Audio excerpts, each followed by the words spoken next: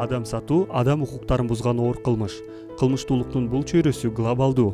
Жыл сайын 100 миңдеген эркектер, аялдар жана балдар сексуалдык эксплуатация, органдарды трансплантациялоо, мыйзамсыз асырап алуу, куралдуу топтордо колдонуу жана башка көптөгөн нерселер үчүн кулчулукка кабылышат. Эгерде мурда адам сатуу тармагы кирешелүүлүгү боюнча дүйнөдө 3-орунду ээлеген болсо, бүгүнкү күндө ал курал-жарак жана баңгизат сатуу тармагын басып өтүп, дүйнөдө 1-орунду ээледи. 2022-жылдын август айынан тартып USAID-тин Борбор Азиядагы коопсуз миграция долбоорунун каржылык колдоосу Winrock International уюму менен кызматташтыкта Кыргызстанда Тынчтык жана Өнүгүү институту коомдук фонду тарабынан жаштар коопсуз миграция үчүн долбоору ишке ашырыла баштаган. Долбоор тынчтык клубтарынын активдүү катышуусу менен жаштардын адам сатуу жана коопсуз миграция боюнча маалыматтуулугун жогорулатууга багытталган. Тынчтык жана Өнүгүү институту өз ишинин алгачкы жылдарынан баштап мектептерде тынчтык клубтарын түзүп, ишмердүүлүгүнө колдоо көрсөтүп келет. Эгерде 2020-жылы фонд тарабынан 10 тынчтык клубу негизделсе, 2 жылдан кийин алардын саны бүткүл Кыргызстан боюнча 50дөн ашкан. Жаштар коопсуз миграция үчүн долбоорунун ишмердүүлүгү сынак жарыяланып, 20 тынчтык клубун тандап алуу менен башталган. Сынактын жыйынтыгында клубтун 40 координатору Бишкек жана Ош шаарларында тренерлер үчүн симуляциялык оюн уникалдуу методологиясын колдонуу менен коопсуз миграция жана адам сатууга каршы күрөшүү боюнча 4 күндүк окутуудан өтүштү. Тренингде координаторлор адам сатуу жана коопсуз миграция көйгөйү боюнча билимге гана ээ болбостон, анализдин инструменттерин колдонуу жана адам сатууга каршы күрөшүү боюнча чараларды иштеп чыгуу көндүмдөрүн да өздөштүрүштү. Тренерлерди даярдоо окутуусу тынчтык клубтардын координаторлорун жергиликтүү семинарларды өткөрүүгө даярдады жана натыйжада клубтар 383 мектеп окуучуларын жана жаштар активисттерин камтыган 20 жергиликтүү семинарларды өткөрүштү.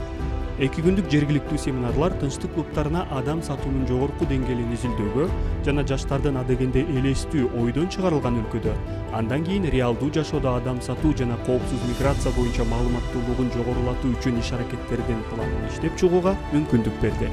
Ошентип, билимин тереңдеткен ар бир тынчтык клубу адам сатуу жана коопсуз миграция боюнча жаштардын маалымдуулугун жогорулатууга багытталган өзүнүн маалыматтык кампанияларынын планын иштеп чыгып, жергиликтүү жамаат менен жолугушууларда кызыктар тараптар жана өнөктөштөр менен өз идеяларын макулдашып, ишке ашырууга киришишти.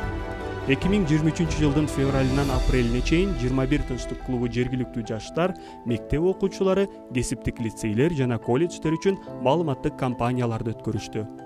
Жаштарга жеткиликтүү, кызыктуу инструменттер, иш-чаралар аркылуу адам сатуу жана коопсуз миграция жөнүндө интеллектуалдык оюндарды, форум театрларды, дебаттарды, интерактивдүү семинарларды, эксперттер менен жолугушууларды өткөрүп, ар кандай видеоклиптерди жана тасмаларды тартышты. Тынчтык клубтары 8 миңден ашык адам катышкан 500гө жакын иш-чара уюштурушту. Тынчтык клубтарынын видеоклиптери, рилстери, подкасттары, интервьюлары, маалыматтык посттору Instagram, Facebook жана TikTok платформаларына жарыяланып, 1 миллиондон ашык жолу көрүлүп, 102 миңден ашык адамды камтыды. Тынчтык клубтары эбегейсиз зор иштерди аткарышты жана алардын натыйжалары биз күткөндөн да ашып түштү. Долбоордун күтүлбөгөн оң натыйжаларынын бири өнөктүк учурунда тынчтык клубтарынын санынын көбөйүшү болду.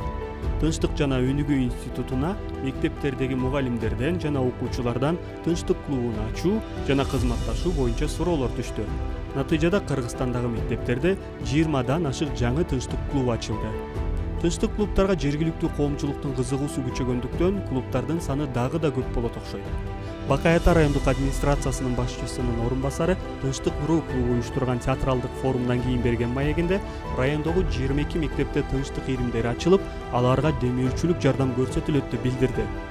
Клубтар менен болгон жолугушуулардын биринде Баткен шаарынын вице-мэри тынчтык клубтарынын санын көбөйтүү зарылдыгын белгилесе, Кара Булак айыл өкмөтүнүн башчысынын орун басары жемиштүү кызматташуу жана алардын биргелешкен иш-чаралары жогорку деңгээлде уюштурулуп жатканы тууралуу маалымат берди. Ал эми Талас облусунун тынчтык клубтары адам сатууга каршы аракеттенүү боюнча облустагы координациялык кеңешиминин курамына киргендигин билүү да жагымдуу болду. Жаштар тобокелсиз миграция үчүн долбоору мыйзамсыз миграция жана адам сатуу менен күрөшүүгө багытталган абдан маанилүү жана зарыл демилге болуп чыкты. Жетишилген натыйжалар узак мөөнөттүү натыйжа берип, клубтар ийгиликтерин улантып, өнүгүүгө чоң салым кошот деп ишенебиз.